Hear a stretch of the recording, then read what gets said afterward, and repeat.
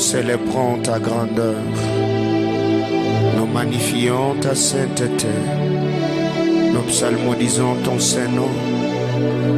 Nous recommandons à toi et à la parole de ta grâce. Prions avec le Saint-Esprit. Que tu te révèles, que tu te manifestes, que tu agisses, que tu libères ton onction, que tu libères ta gloire. Libère ton onction, libère ta gloire, libère ton onction, libère ta gloire.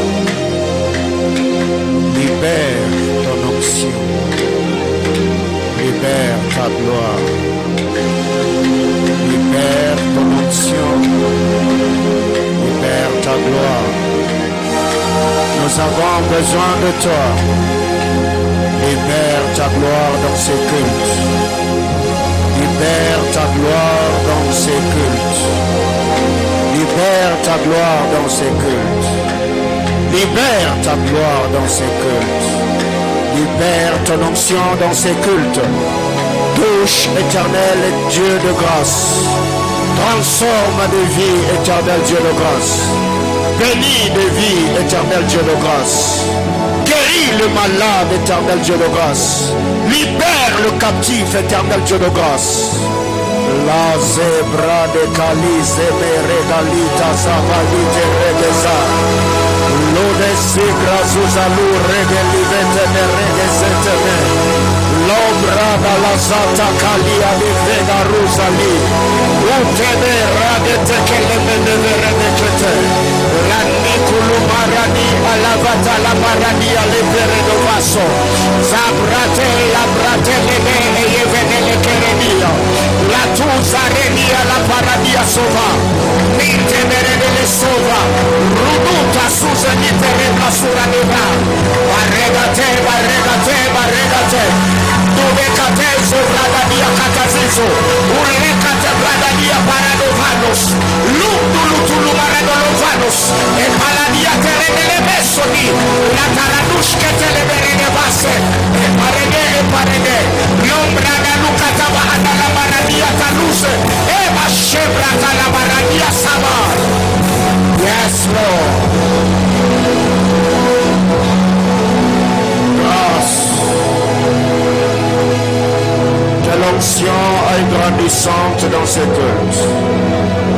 Que ta gloire aille grandissante dans ce culte. Accomplis des saints glorieux. Il y a un cœur éternel qui a besoin de te voir. Il y a une vie qui ne s'attend qu'à toi. Il y a une destinée éternelle, oh Dieu de grâce, oh Dieu de grâce, oh Dieu de grâce, oh Dieu de grâce. Que le poids de ta gloire, que le poids de ta gloire, que le poids de ta gloire donne à ces cultes une autre tournure. Que le poids de ta gloire donne à cette réunion une autre tournure. Que le poids de ta gloire donne à Manaïm, éternel Dieu de gloire. J'ai pris au nom de Jésus. Manifeste ta puissance, manifeste ta gloire, manifeste ta puissance. Étends ta main au milieu de nous. Ah Seigneur éternel, qu'il se fasse des choses étonnantes, des signes, de prodiges et de miracles par le Christ à ton Fils bien-aimé. J'ai pris que le Saint-Esprit touche de vie, que le Saint-Esprit transforme de vie. À ma Père, toutes choses ne sont possibles.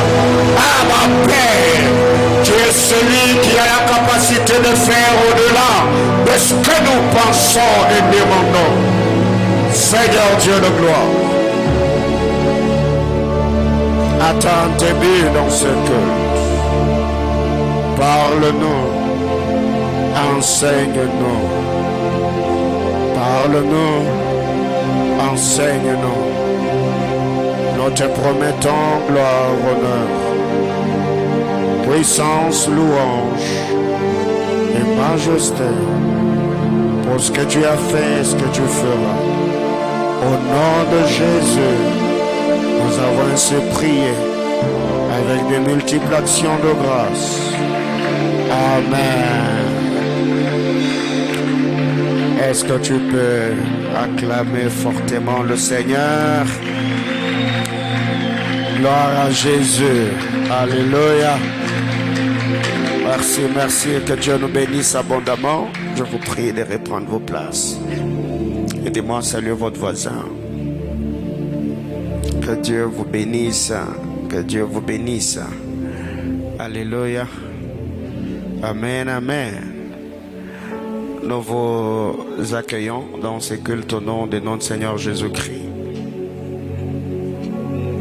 Que la grâce et la paix de notre Seigneur vous soient multipliées par le Saint-Esprit. Croyons fermement de tout cœur que les buts du Seigneur seront atteints dans ce culte. Je nous prie ce soir de lire avec moi Hébreux chapitre 12. Nous allons lire seulement le verset 15. Hébreux chapitre 12, le 15e verset. Nous restons assis. Hébreux chapitre 12, le verset 15. Veillez à ce que nul ne se prive de la grâce de Dieu, à ce qu'aucune racine d'amertume poussant de rejetons ne produise du trouble, et que plusieurs n'en soient infectés. Veillez à ce que nul ne se prive de la grâce de Dieu, à ce qu'aucune racine d'amertume poussant de rejetons ne produise du trouble, et que plusieurs n'en soient infectés. Parole du Seigneur. Bien-aimés frères, par la grâce du Seigneur, en lisant la parole de Dieu dans Hébreux chapitre 12, le verset 15 que nous venons de lire, nous pouvons comprendre que Dieu est libéral, que Dieu est disposé à bénir. Dieu est prêt à faire du bien. Mais dans cette portion d'écriture, l'égoïste, c'est pas Dieu. L'égoïste est celui qui foule la grâce de Dieu aux pieds. Dans cette portion d'écriture, nous voyons que Dieu ne fait exception de personne. Il est disposé à bénir, il est disposé à faire du bien, il est disposé à toucher. Mais c'est celui qui foule la grâce de Dieu aux pieds qui est égoïste. Car Dieu dans son amour, Jean 3,16, la Bible déclare, car Dieu a tant aimé qu'il a donné. Dieu n'a privé personne à son Fils bien-aimé, n'a privé personne à son Fils bien-aimé, donc le salut. Mais c'est notre manière de nous comporter face à la parole de Dieu qui amènera la démarcation, la différence. Bien-aimés frères, cette portion d'écriture, ce qui m'a le plus attiré, la Bible déclare, veillez que nul ne se prive de la grâce de Dieu, à ce qu'aucune racine d'amertume poussant de rejetons ne produise du trouble, et que plusieurs n'en soient infectés. Ce que nous devons retenir, c'est qu'alors que l'écrivain de l'Épître aux Hébreux est en train de parler, nous pouvons comprendre et conclure qu'un homme qui s'est privé de la grâce de Dieu est un danger permanent, est un danger ambulant. Pourquoi? Parce que là où la grâce de Dieu n'agit pas, c'est la racine d'amertume qui va pousser le rejeton. Cette racine finira par causer des troubles. Et ce trouble va infecter plusieurs. La grâce est à la portée de tous. L'amour de Dieu, la Bible claire, est répandu dans nos cœurs par le Saint-Esprit. Mais qu'est-ce qui arrive? Comment devons-nous, ou que devons-nous faire pour avoir accès à cette grâce? Nous avons, lu Romains chapitre 5, le verset 1er. La Bible claire, c'est par la foi que nous avons accès à la grâce de Dieu. C'est la foi en Jésus-Christ qui nous connecte à la grâce. Et cette grâce est une grâce qui a deux volets. Selon la promesse que le bien-aimé Sauveur a faite, il a dit, tous ceux qui croiront en moi, tous ceux qui auront tout abandonné pour mon nom et pour l'évangile, ils recevront le centuple dans ce siècle et la vie éternelle dans le siècle à venir. Donc, ne peut avoir accès à la grâce du centuple et à la grâce de la vie éternelle que si cet homme au préalable a cru ou a donné sa vie à celui qui est le porteur de la grâce, Jésus-Christ, le Sauveur. Le mercredi, nous avons parlé de la foi. Nous devons avoir la foi. La foi en la parole de Dieu. La foi en la manifestation de la puissance de Dieu. La foi aux promesses de Dieu. La question que je voudrais poser à quelqu'un ce soir: continues-tu à croire en la puissance de Dieu? Est-ce que tu continues à croire en la grâce de Dieu? Est-ce que tu continues à croire aux promesses que le Seigneur t'a faites? Combien d'entre nous aujourd'hui ont une foi circonstancielle?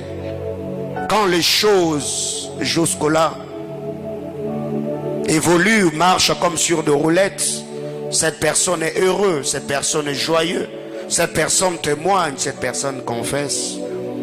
Mais quand les choses commencent à basculer, la personne hier qui a déclaré, qui a confessé, qui a proclamé, il veut changer de discours. Pourquoi? Parce que maintenant, il fait face aux adversités.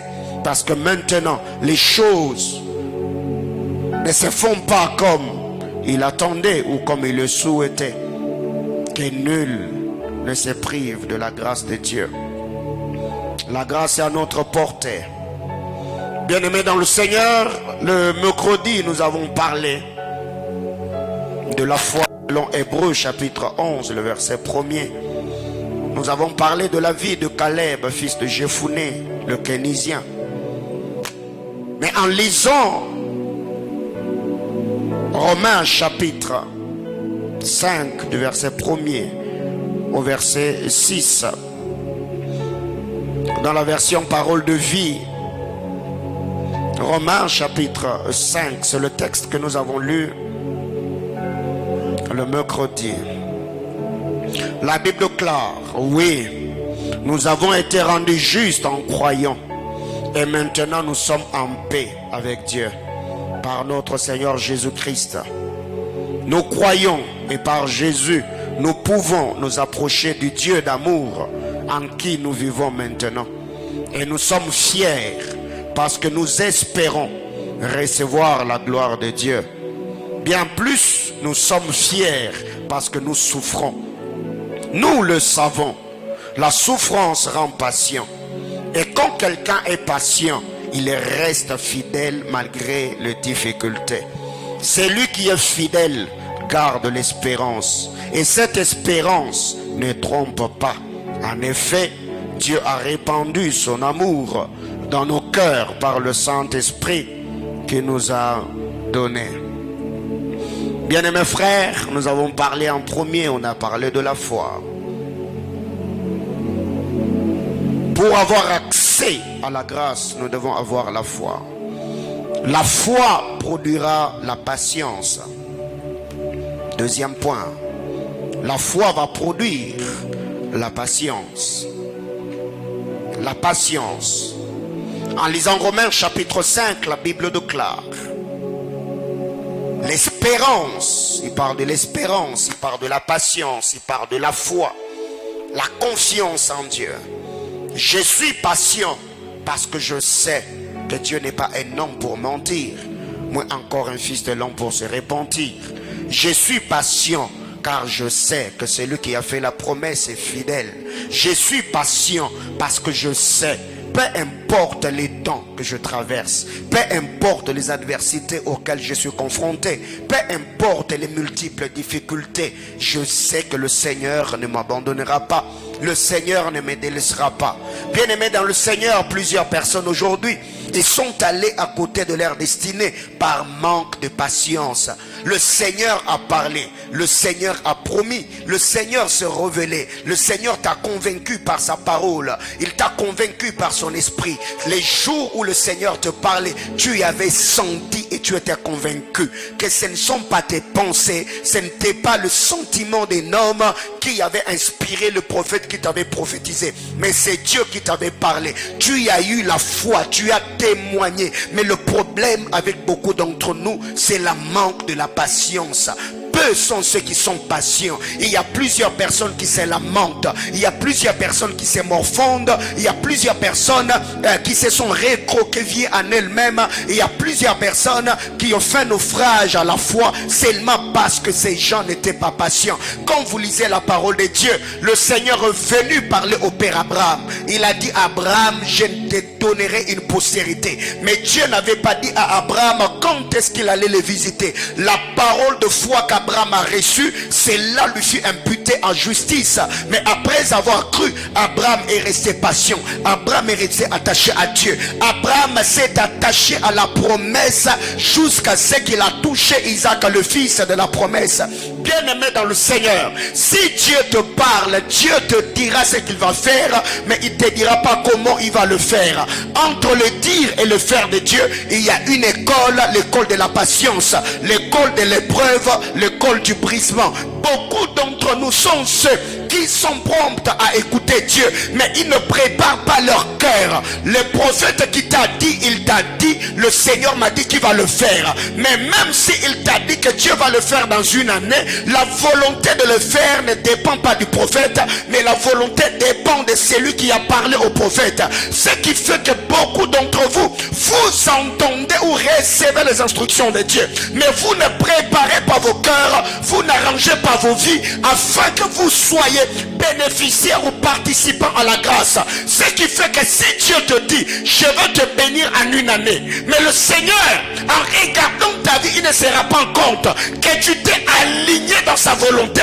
et tu continues à vivre comme derrière le thé. Le Seigneur peut rallonger la promesse jusqu'à ce que tu comprennes. Ce n'est pas que le prophète a menti, ce n'est toi qui n'as pas compris ce que tu devais faire pour que la puissance de Dieu se manifeste.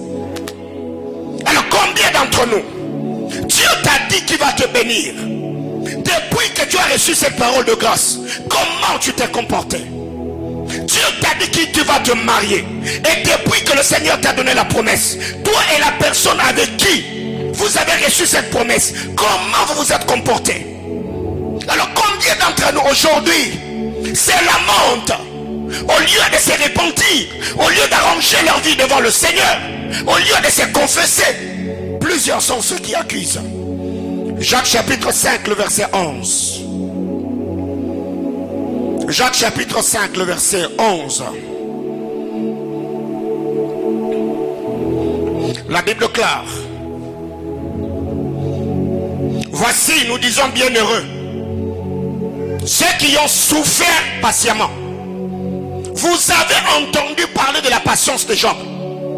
Et vous avez vu la fin que le Seigneur lui accorda.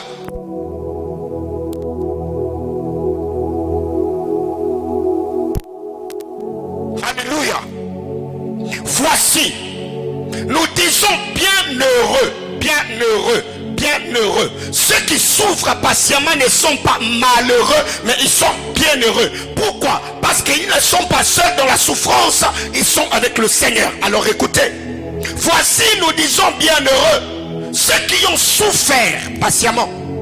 Vous avez entendu parler de la patience de Job et vous avez vu deux choses. Vous avez entendu parler, puis vous avez vu. Vous avez entendu parler comment Job a souffert. Mais parce que Job était patient dans la souffrance, parce que Job n'a pas offensé Dieu, parce que Job n'a pas abandonné Dieu, parce que Job est resté fidèle à Dieu, la suite, vous avez vu. Seigneur. Si Job n'était pas resté patient au Seigneur, ceux qui avaient entendu parler de sa patience ou de sa souffrance, ils allaient continuer à entendre de sa souffrance. Mais c'est l'attachement et la patience de Job qui a changé de dispensation, pour que la même personne qui avait entendu parler puisse également voir que Dieu l'a restauré. Alors qu'est-ce qui arrive? Vous continuez à faire parler vos adversaires parce que vous avez également changé votre manière de vous comporter face à la parole de Dieu. Ils ont entendu parler que parce que tu as refusé de te compromettre, tu as raté telle et telle autre saison. Mais si maintenant, après avoir refusé, tu commences à te compromettre, le Seigneur ne va pas intervenir, parce que les justes doivent se sanctifier davantage et les pécheurs doivent pécher davantage, nous dit la parole. Bien-aimés dans le Seigneur, la Bible déclare, vous avez appris. Qu'est-ce que Job n'a pas connu? En un seul jour, les 4 messagers l'ont dépouillé. Il a tout perdu en un seul jour. Mais c'est que j'aime, la Bible déclare, en tout cela, Job ne pécha point. Il est resté fidèle au Seigneur. Et c'est en restant fidèle que Job est sorti de sa souffrance avec des expériences. L'Éternel a donné, l'Éternel a ôté. C'est en restant patient que Job est sorti de sa souffrance avec des expériences. J'avais entendu parler, maintenant mon œil a vu. C'est en restant patient que Job est sorti avec des expériences. Bien-aimés dans le Seigneur, ce qui manque à beaucoup d'entre nous aujourd'hui, c'est la patience. On veut que le Seigneur nous donne des bénédictions popcorn. À peine parler, à peine fait. Non. Bien-aimé, si tu vois quelqu'un vivre l'accomplissement de promesses d'aussitôt, dis-toi que cette personne-là avait laissé Dieu le travailler, avait laissé Dieu le briser avant que le Seigneur ne lui parle. Parce que beaucoup d'entre vous, vous êtes tellement indifférents. Alors pour que le Seigneur attire votre attention ou qu'il vous attire de lui, il vient vous promettre, il vient vous parler. Je ferai telle et telle autre chose. C'est pour t'attirer près de lui afin que tu changes ta manière de faire, ta manière de vivre. Mais malgré qu'on ait reçu la promesse de Dieu, nous continuons à vivre comme on vivait avant la promesse. Ça va encore t'amener à attendre longtemps l'accomplissement de ce que Dieu t'a promis. Vous avez entendu parler et vous avez vu la fin. Vous avez entendu parler et vous avez vu. Bien-aimés frères, ma prière devant le trône de Dieu est que les gens ne continuent pas seulement à entendre parler, mais que le Seigneur fasse aussi à ce que ces personnes voient que ta patience et ton attachement au Seigneur t'a payé, que Dieu s'est souvenu de toi, que ce Seigneur t'a restauré, que le Seigneur t'a rétabli. Non, j'étais en train de dire à quelqu'un que le Seigneur, Dieu d'alliance, au devant de qui tu verses les larmes jour et nuit, les dieux de tes déserts, les dieux de tes montagnes, les dieux de tes retraites, les dieux de tes privations, que ces dieux-là ne permettent pas seulement que les hommes entendent parler de ce que tu as connu, mais que le Seigneur permette aussi que la même personne voie aussi ce que tu as touché. Lisons Romains chapitre 15, le verset 4.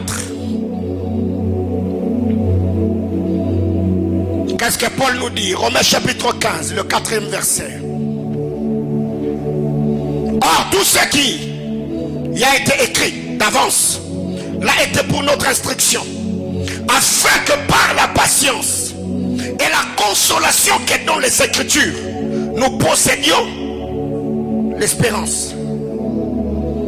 Tout ce qui a été écrit d'avance l'a été pour notre instruction. Donc, tout ce qui est écrit dans les livres saints, la Bible, ces choses sont écrites pour ton instruction. Dans d'autres versions, on parle de l'éducation. Bien-aimés frères, ce qui trahit par moment notre marche avec le Seigneur, parce que nous n'avons pas l'éducation chrétienne, nous n'avons pas l'éducation spirituelle. On entend Dieu parler, mais nous ne savons pas ou ne nous préparons pas à vivre la manifestation glorieuse de la puissance de Dieu. Pas seulement parce que Dieu a parlé, mais parce que nous nous sommes également préparés pour que ce que Dieu nous a promis, que nous puissions le recevoir. Tout ce qui a été écrit d'avance l'a été pour notre instruction, afin que par la patience et par la consolation que donnent les Écritures. Donc, les Écritures portent en elles de frères jumeaux la patience et la consolation. C'est que dans les Écritures, nous puissons la patience, l'attente dans l'accomplissement des promesses de Dieu. Mais dans cette attente, nous devons avoir la sérénité, nous devons avoir la fermeté, nous devons avoir la constance, nous devons avoir une pleine confiance, croyant fermement que celui qui a fait la promesse est fidèle. Es-tu patient? Combien de gens aujourd'hui se sont même décidés de ne plus servir le Seigneur? Bien-aimés, écoutez, les hommes qui ont une éducation spirituelle ont un mental de métal. Ils savent qu'ils n'ont pas commencé pour arrêter quelque part. Ce sont des personnes qui ont en elles la sémence de la persévérance. Ils persévèrent jusqu'à ce que ça va se faire. Bien-aimés, écoutez, dans mon vocabulaire, les mots abandonnés n'existent plus. Je ne suis pas de ceux qui commencent une chose pour ne pas l'achever. Non, non, non, non, non, non, non, non. C'est que quand je suis convaincu que ce que je suis en train de faire, Dieu est dedans, frère. Même si vous êtes à 1 million, vous êtes en train de crier et simbaté, je serai en train de m'encourager moi-même, parce que je sais que moi et Dieu nous sommes majoritaires. Que quelqu'un me dise amen.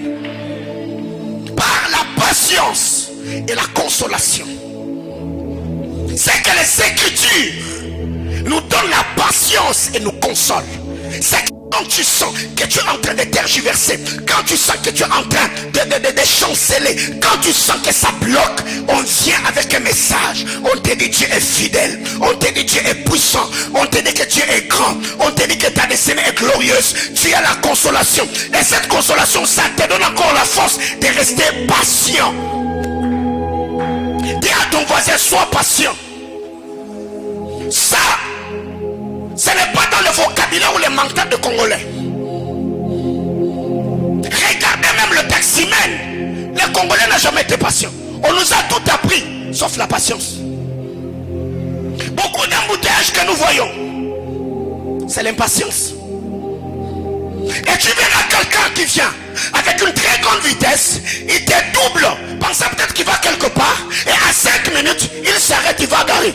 Je dis, mais il y a quoi dans nos têtes?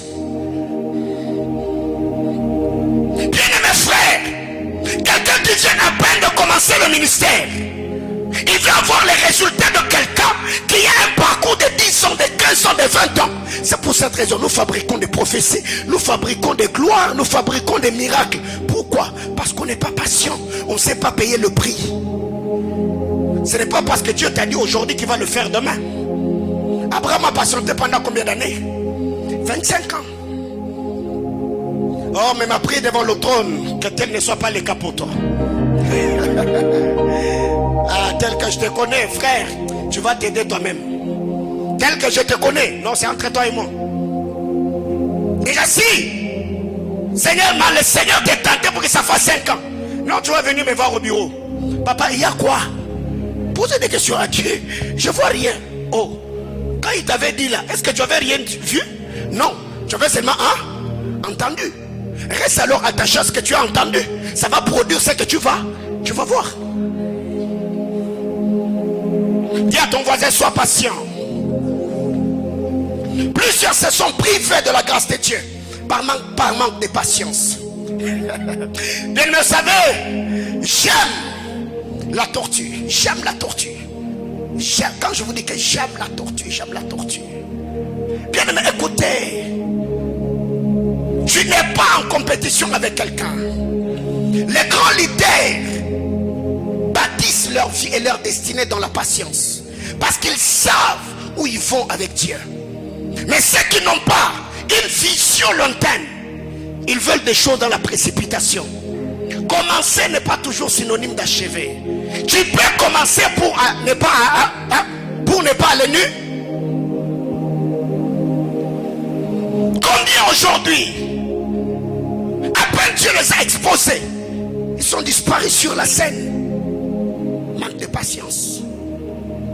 Répète encore ton voisin, dis-lui, sois patient.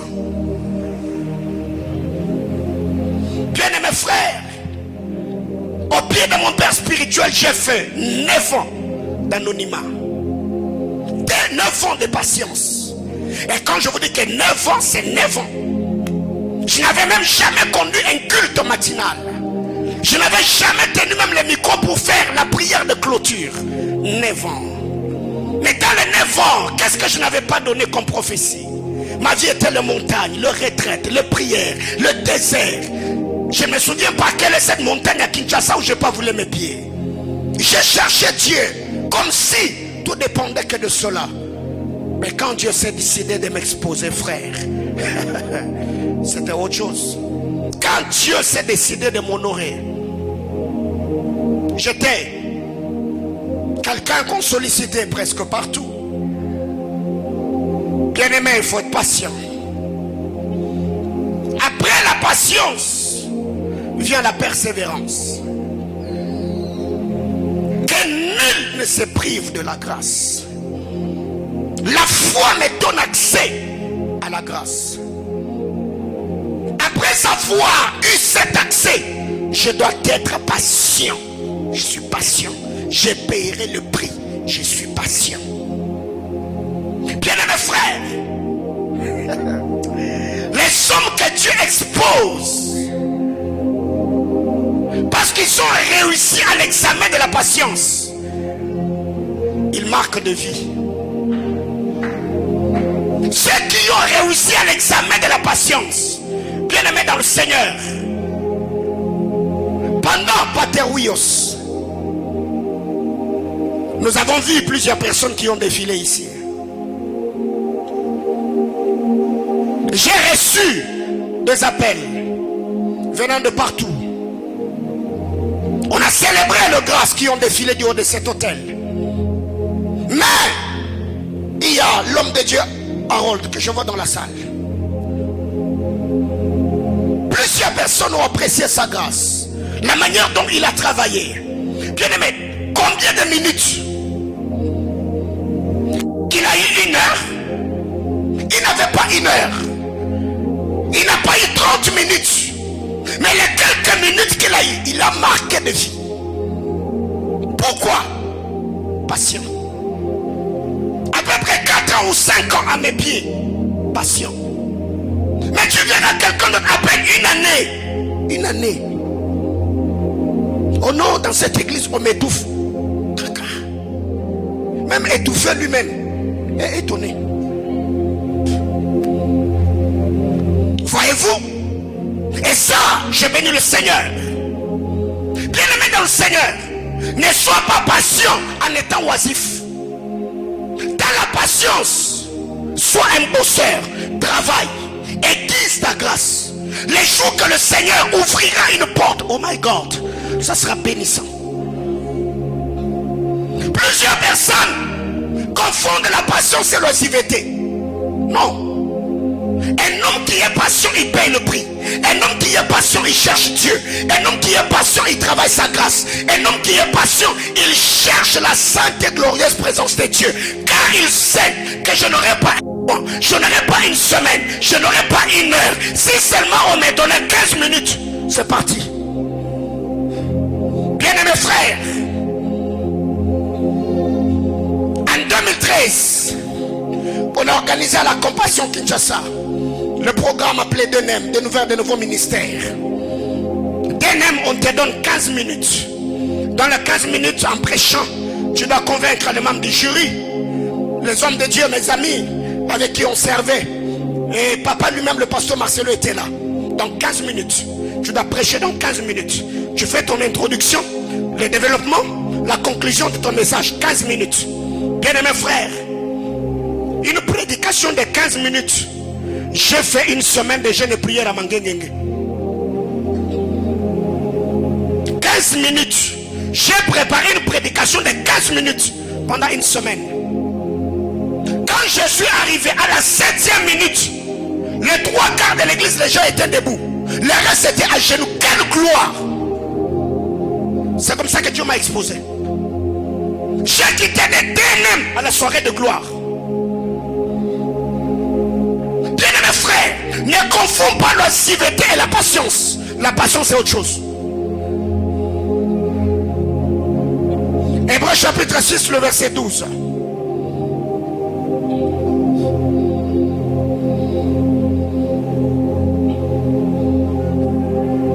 Non, il y a des gens. Jusque-là, tu vois les hommes comme des arbres. Et c'est toi qui se plains. Non, sois patient. Laisse qu'on mette la collier sur tes yeux, que tu vois distinctement. En sorte que nous ne nous relâchons point. Et que vous imitiez ceux qui, par la foi et la persévérance, héritent de promesses. Dans la loi de l'héritage de promesses, il n'y a que 2 piliers. La foi et la persévérance. Mais il y a une chose, la Bible déclare, que vous ne vous relâchez point. Soyez persévérants. Mais dans la persévérance, soyez imitateurs. Imitez ceux qui vous ont précédés. Imitez ceux qui ont vécu avant vous. Et qu'est-ce que nous devons imiter? On doit imiter leur foi. 1. 2. On doit imiter leur persévérance. Alors combien d'entre nous aujourd'hui, ils ont manifesté la patience juste un moment, mais quand déjà les choses sont agitées, quand les choses ne marchent plus bien, ils relâchent, ils abandonnent. Bien aimés frères, alors à quoi sert bon les 3 ans, les 2 ans, le 4 ans de jeûne et prière, beaucoup de privations? Est-ce que c'est maintenant que tu dois abandonner? Ah non, non, non. À moins que quelqu'un vienne mais restituer le poids et la graisse que j'ai perdu. Mais s'il n'y a pas de restitution, je n'abandonnerai jamais. Je persévérerai jusqu'à ce que je saisirai ce que Dieu m'a promis. Ça, c'est le mental des bagarreurs. Bien-aimés frères, dans ta marche avec Dieu, où en es-tu? T'en es où? T'en es où? La persévérance. Laissez l'histoire de ceux qui ont marqué leur génération. Des hommes persévérants, des hommes déterminés. Et ça, j'aime le mental de Jacob. Si tu ne me bénis pas, je ne te laisse pas. Parce que tu ne peux pas venir toute une nuit. Tu as perturbé mon sommeil. Et à la levée de l'aurore, tu me dis laisse-moi m'en aller. Écoutez, écoutez, je ne te laisserai pas.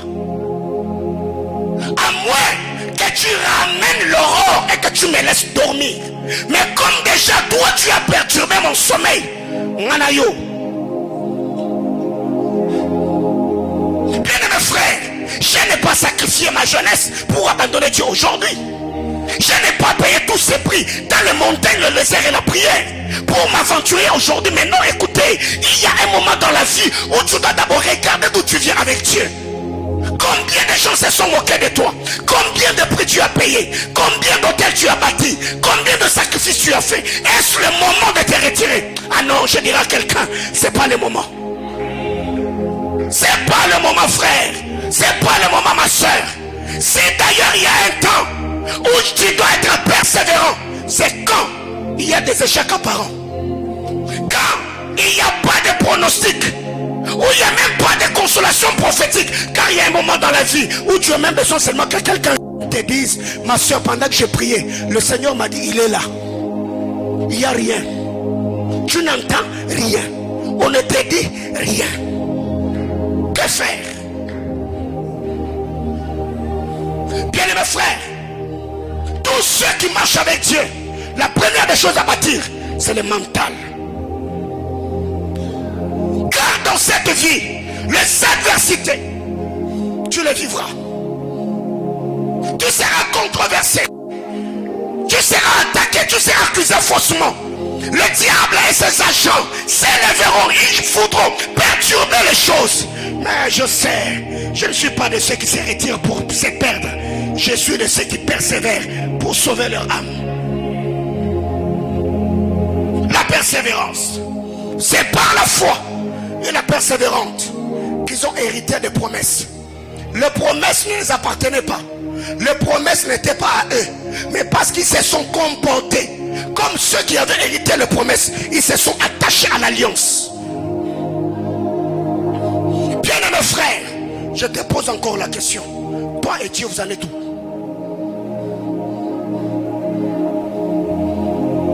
Qu'est-ce que tu attends de Dieu en cette saison? Qu'est-ce que Dieu t'a promis? Bien-aimé frère, il y a certaines choses que je dis, je ne les dis pas seulement comme des paroles de foi. Non. Ça, c'est ma vie de tous les jours. Et ceux qui parlent souvent avec moi, ceux qui me côtoient de plus près, ils savent que j'ai un mental imperturbable. Je suis indestructible. Donc là, non, c'est béton armé. Je crois en la parole de Dieu comme tu n'as pas idée. Mais le problème avec vous, c'est que vous n'êtes pas persévérant. Bien-aimés frères,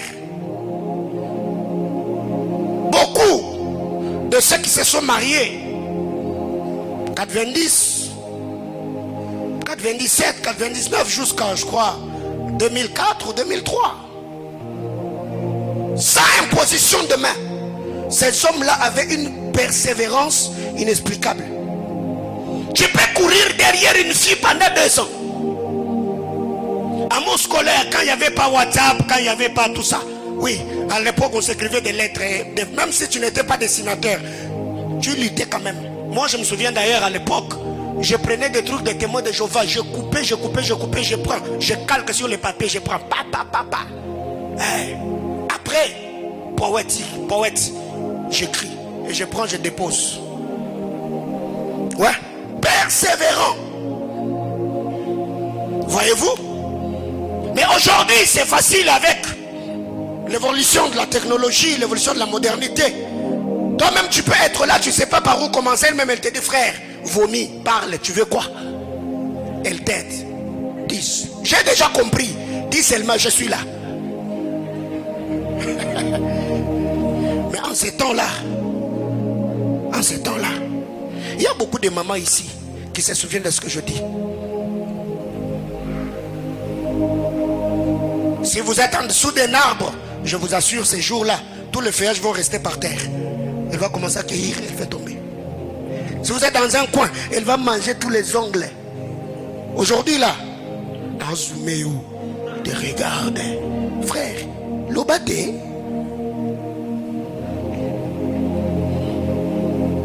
Voyez-vous? Mes soeurs, ma patience, il y a persévérance à ma frère. Même si Dieu t'a déjà dit, c'est entre les sœurs et moi. Il n'y a pas de frères aujourd'hui. C'est entre les sœurs et moi.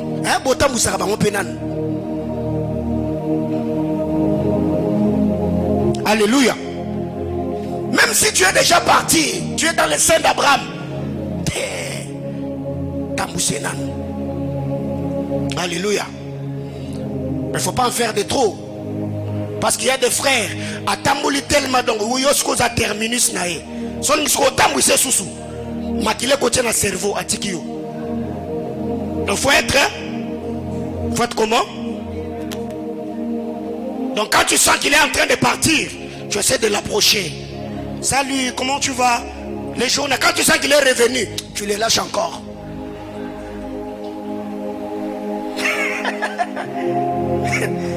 Les serrons dit.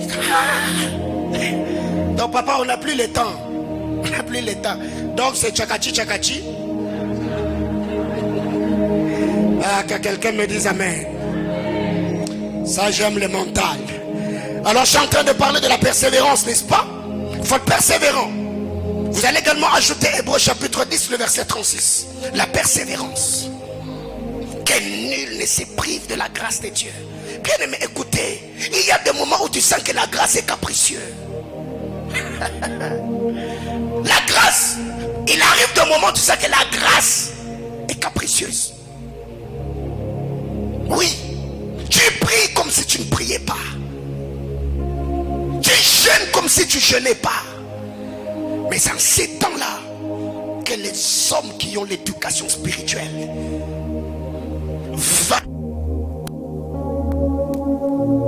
ils se préparent pour vivre la gloire de Dieu.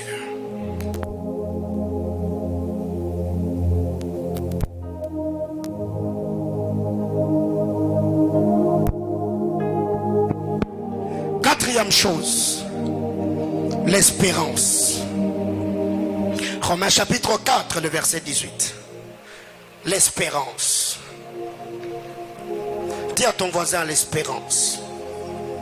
La Bible parle du Père Abraham. Espérant contre toute espérance. Et le crut en sorte qu'il devint. L'espérance et la foi font devenir. Abraham n'est pas devenu seulement quand il a espéré. Abraham est devenu quand il a ajouté la foi à son espérance. N'espère pas, parce qu'une espérance sans la foi est vaine. La Bible déclare espérant contre toute espérance. Dans d'autres versions, il est dit attendant contre toute attente. Il a cru et il est devenu. Bien aimé dans le Seigneur. Mais ce que j'aime, la Bible déclare, l'espérance ne trompe point. Que nul ne se prive de la grâce. Et si en lisant Romains nous dit, Hébreux plutôt, c'est par la foi et la persévérance qu'ils ont hérité de promesses. Oh merci Saint-Esprit. Quand vous lisez la parole de Dieu, dans Joël chapitre 2, le verset 28, il y a une promesse qui est faite. Après cela, j'enverrai mon esprit sur toute chair. Vos fils et vos filles prophétiseront. Vos vieillards auront des songes. Vos jeunes gens auront des visions. Et la question que je me suis posée, pourquoi le Seigneur, quand il parle à Joël, il dit après cela? Il n'y a pas un après cela s'il n'y a pas eu un avant cela. Donc, il y a eu des choses avant. Et Dieu arrive, il donne une promesse. Il change de dispensation. Il change de fréquence. Vos fils et vos filles prophétiseront, je mets de côté. Vos vieillards auront des songes, je prends ça. Les vieillards auront des songes. Vos jeunes gens auront des visions. Et c'est quand Dieu parle, la Bible déclare, c'est les vieillards qui ont des songes. On en a déjà parlé. Je vais revenir là-dessus parce qu'il y a quelque chose que je voudrais dire à l'église après qu'on va prier. Dieu, quand il parle de vos jeunes gens, vos vieillards qui doivent avoir des songes. Nous avons déjà parlé de cette histoire dans la maison de Jacob. Joseph n'avait que 17 ans. La Bible déclare, il s'est couché. Il a eu un songe. Lisez la parole de Genèse, chapitre 1er, jusqu'à Genèse 37. Joseph est le premier jeune garçon dans l'histoire de la Bible de faire un rêve. Il est le premier jeune garçon. Est-ce que Dieu s'est contredit? Comment expliquer que la prophétie parlait de vieillards, mais nous voyons un jeune garçon de 17 ans assis au milieu de vieillards siégeant dans la salle du royaume? La réponse est simple, vous le savez déjà. Jacob s'est soustrait du trône de Dieu Il a pris Joseph, il l'a placé. Car ceux qui s'asseyent sur le trône, ils doivent également avoir un habit. Je suis dans le livre d'Apocalypse. Quand Jacob regarde Joseph, il prend une tunique multicolore. Il met sur son fils. Autrement dit, Joseph, je me soustrais. Prends ma place. Je m'écarte. Prends ma place. Or, nous savons très bien que la bénédiction d'alliance réclamait le fils aîné. Et cette bénédiction, le fils aîné devait le recevoir à la mort de son père. Mais comment se fait-il que Jacob est encore en forme, mais il prend la tunique et donne à Joseph? Autrement dit, je meurs, deviens le père de la famille. Je me tue, deviens le responsable de tes frères. Joseph entre dans la salle du royaume. Quand il dort, il voit le gerbe dans le champ avec ses frères, en train de lier le gerbe.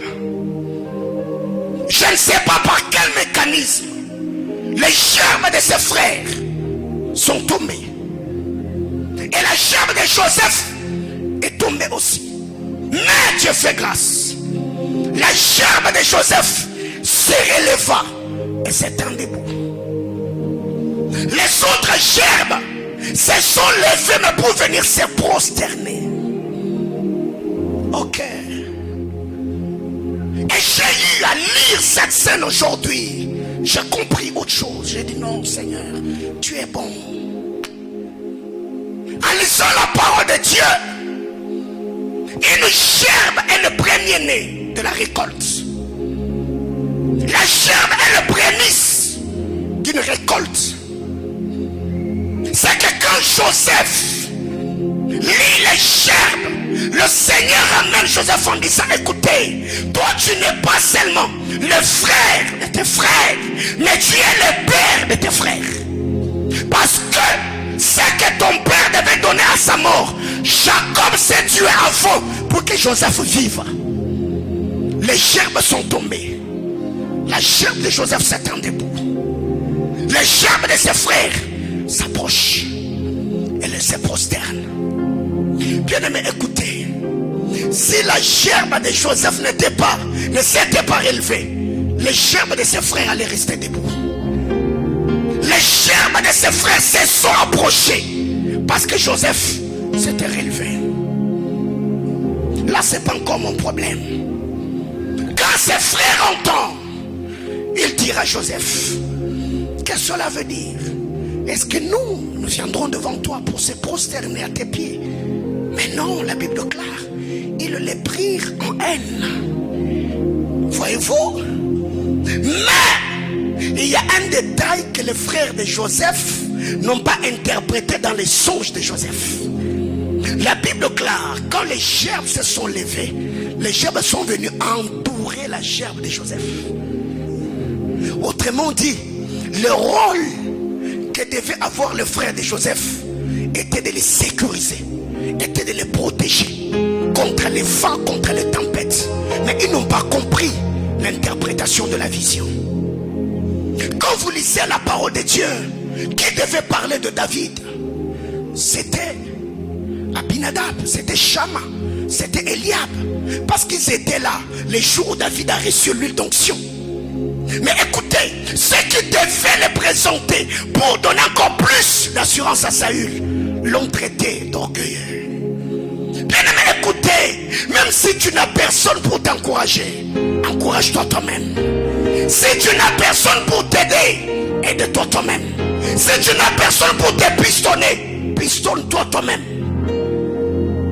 Joseph ne s'est pas arrêté là.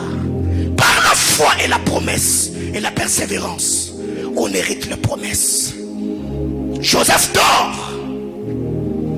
Il voit le soleil, la lune et les étoiles en train de se prosterner devant lui. Joseph dit: ok, mes frères ont déjà eu leur part. Ça, c'est pour mon père. Il s'approche de Jacob et dit: mon père, écoutez, dans mon sommeil, j'ai vu le soleil, la lune et les étoiles qui se prosternaient. Jacob, quand il regarde Joseph, il dit, écoutez, jeune garçon, est-ce que moi, toi et ta mère, j'ai dit, Joseph, tu y avais des femmes. Pourquoi tu n'as pas dit moi et tes mères? Non, Jacob dit, moi et ta mère et tes frères, est-ce que nous viendrons nous prosterner devant toi? Il a blâmé Joseph. Ok. Alors quand vous rentrez dans Genèse chapitre 1er, je suis au jour de la création. La Bible déclare, Dieu créa le soleil, il créa la lune et les étoiles avec une mission pour que le soleil préside le jour et que la lune préside la nuit. Mais et les étoiles? Alors les étoiles, c'est quoi leur mission? Parce qu'au moins la mission du soleil est définie. Le soleil doit présider le jour. La mission de la lune est définie. La lune doit présider la nuit.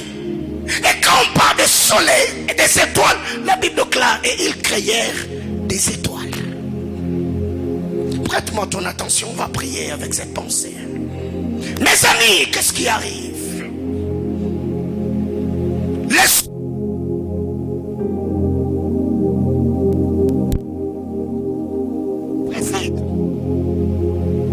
Est-ce que je peux avoir l'autre micro?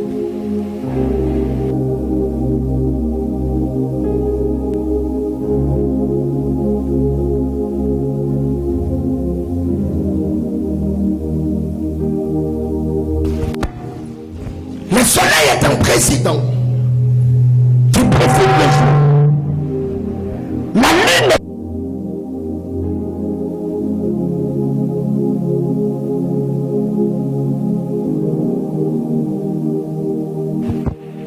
Alors, Dieu dit, le soleil va présider le jour et la lune va présider la nuit.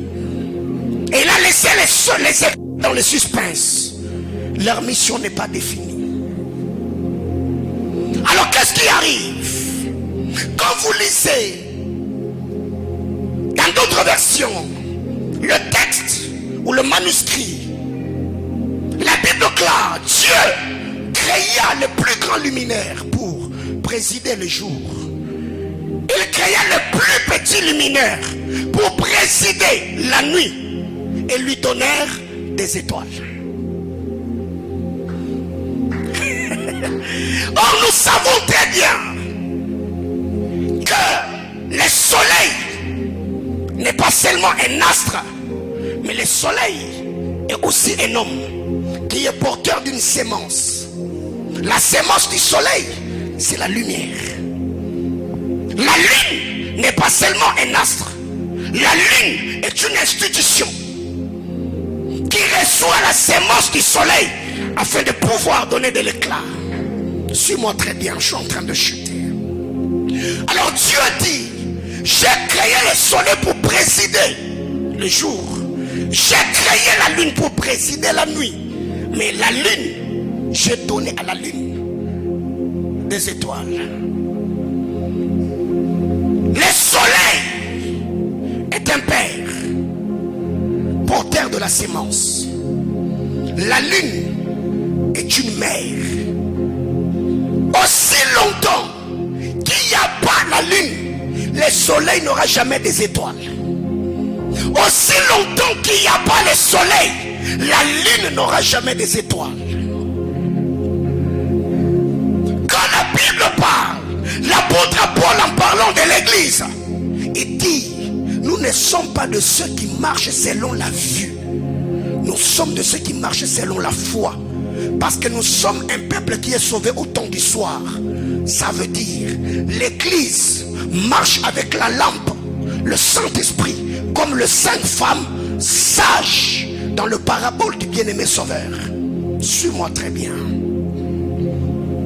Si le soleil est un père, la lune est une mère, les étoiles ce sont des enfants. Alors Jacob dit à Joseph, j'ai compris que le soleil n'est pas seulement un astre, Le soleil est un humain. La lune est une femme. Et les étoiles, ce sont les fils que la lune a donnés par la sémence du soleil. Maintenant Jacob dit, est-ce que moi ton père et ta mère, nous viendrons se prosterner devant toi? Non, père Jacob, tu y as compris, mais tu n'as pas aussi très bien interprété l'image prophétique. Ah, ok. Dans la maison de Jacob, Joseph a eu les deux rêves. Il quitte Canaan. Il va en Égypte. Dieu l'a élevé. Ses frères sont venus, n'est-ce pas, se prosterner devant lui. Où est-ce que Jacob s'est prosterné devant Joseph? Où est-ce que la mère de Joseph s'est prosternée devant Joseph? Ok. C'est que le père Jacob n'avait pas bien interprété l'image. Alors quand est-ce que la vision du soleil et de la lune s'est accomplie? C'est en Égypte que cette histoire a eu lieu. Or, quand vous êtes en Égypte, Pharaon est le soleil. Les Égyptiens, ce sont des étoiles. Sa femme est la lune. Ne me lapidez pas, j'arrive. Il s'est fait que Joseph, quand il vient, Pharaon lui dit, écoutez, ici je suis une autorité. Toi tu es devenu le père de ta famille parce que c'est un pouvoir que ton père t'a légué. Ici moi je suis le roi de l'Égypte parce que c'est un pouvoir que mon père m'a légué. Alors qu'est-ce qu'on fait? Tous les pays d'Égypte étaient soumis. Autrement dit, partout où Joseph passait avec les chars, les Égyptiens faisaient quoi? S'agenouiller ou se prosterner. Mais Joseph s'est rendu compte, l'interprétation que mon père avait donnée, c'était que le soleil et la lune étaient dans l'affaire. Quand il voit ses frères, il dit non, je n'ai pas encore vu l'accomplissement ou l'intégralité de ce que j'avais vu. Fais descendre mon père. Qu'est-ce qui arrive? Pharaon lui a dit, tous les Égyptiens se soumettront à toi. Moi, je serai au-dessus de toi. Autrement dit, la personne qui s'était jamais prosternée devant Joseph, c'était Pharaon et sa femme. Alors qu'est-ce qui arrive? Jacob arrive en Égypte. La Bible déclare, le Pharaon a quitté le trône. Il est descendu dans la maison de Jacob. Et Pharaon a fait quoi? Il s'est mis à genoux. Là où Pharaon, le soleil, s'agenouille, son épouse, la lune, est là.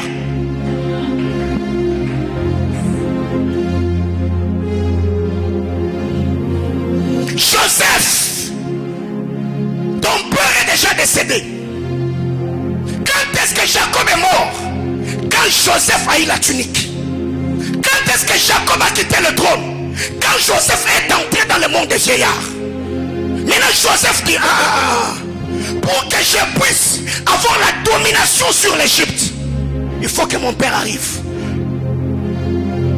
2023, l'année de la spiritualité. Fais descendre mon père le renforcement de l'autorité.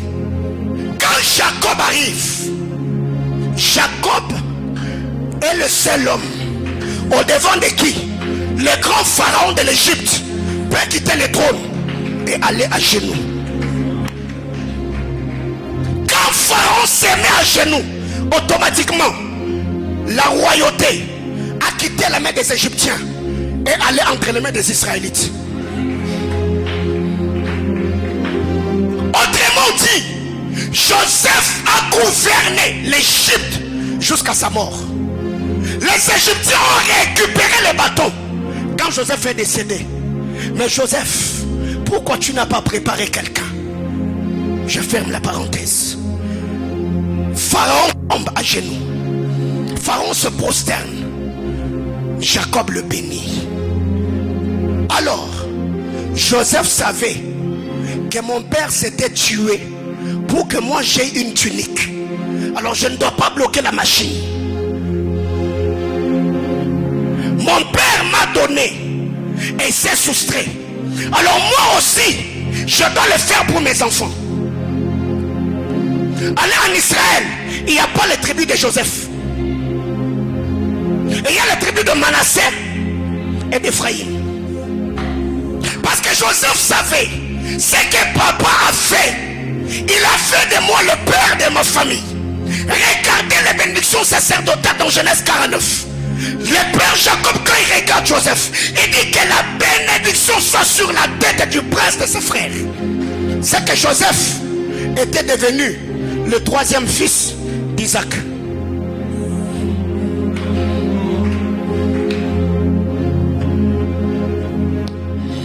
Bien-aimés frères, si Jacob était resté avec la tunique au temps de la famine, il allait mourir de faim. Un père avisé est celui qui dépose sur ses enfants ce qu'il a, afin qu'au moment des besoins, que le fils prenne soin de lui.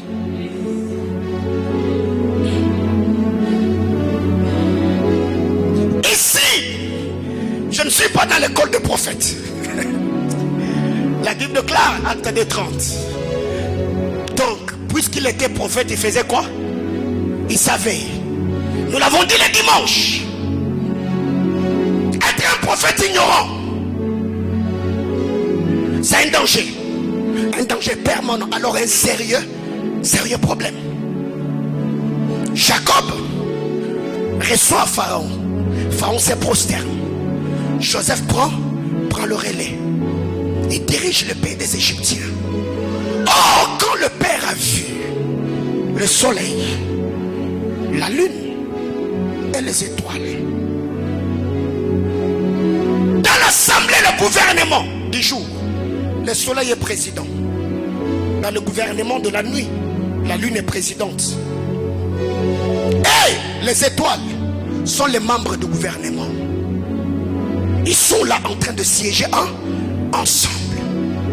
Mais quand Jacob voit, il dit non, le soleil n'est pas un astre. Le soleil est un homme. La lune n'est pas seulement un astre. La lune est une femme.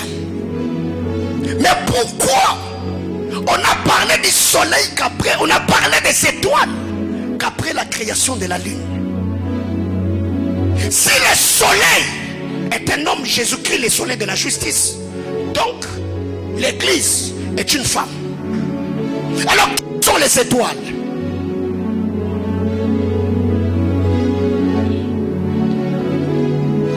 Bien-aimé dans le Seigneur, les jours de sa naissance, la Bible déclare les mages de l'Orient ont fait quoi? Ils ont vu son étoile briller. Bien-aimé, écoutez, s'il y avait des nuages démoniaques qui avaient floué ton éclat, ma prière devant le trône de Dieu, oh Lord, en cette saison, je demande à Dieu que le Seigneur donne l'éclat à ton étoile, les talents, les habiletés, les capacités, l'onction, ta beauté, ton savoir-faire. Je prie que Dieu le fasse briller des mille feux au nom puissant de Jésus. J'entends quelqu'un me dire amen.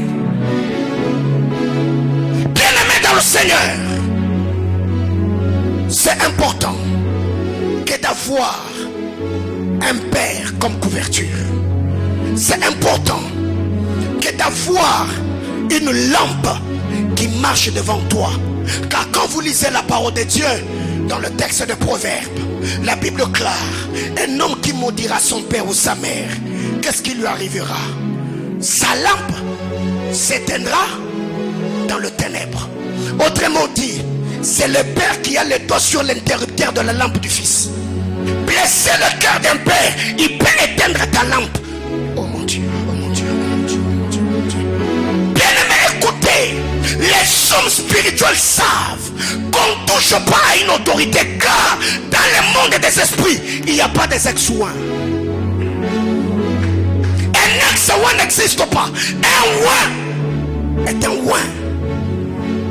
Et oh, alors, même si tu vois quelqu'un de déliré, bien aimé, écoutez, David, même quand les Philistins l'ont vu en train de baffer, ils ont dit non, il est un fou. Mais ils n'ont pas touché David. Parce que l'onction d'un oin peut le défendre même là où le oin n'a plus de parole. Bien-aimés frères, la vie est spirituelle. Cette histoire m'a tellement appris beaucoup de choses alors que je méditais aujourd'hui. C'est pas possible que quand quelqu'un reçoit une image spirituelle, que l'interprétation puisse être contraire à ce qu'on a vu. Mais ce n'est pas parce qu'il y a eu une mauvaise interprétation que la mauvaise interprétation influencera l'image qu'on a vue. Un prophète peut mal interpréter la vision, mais sa mauvaise interprétation n'influera jamais l'authenticité de la vision. Ma prière est levée de mon cœur du haut de trône. J'ai pris que le Dieu d'alliance se souvienne de toi et ce que tu as vu dans ton sommeil et dans ton éveil, que la grâce et la faveur de Dieu venant sur ta vie te prennent de là où tu es et te place au sommet des collines éternelles. Que Dieu reçoive un témoignage éloquent et que Dieu accomplisse ses desseins glorieux dans ta vie au nom puissant de Jésus. J'entends quelqu'un me dire amen. Alors, si vous m'avez aidé d'aller en Égypte, je vous tirerai aussi en Égypte. Mais c'est par moi que vous apprendrez que vous sortirez de l'Égypte. Mais quand vous sortirez de l'Égypte, faites-moi aussi sortir de...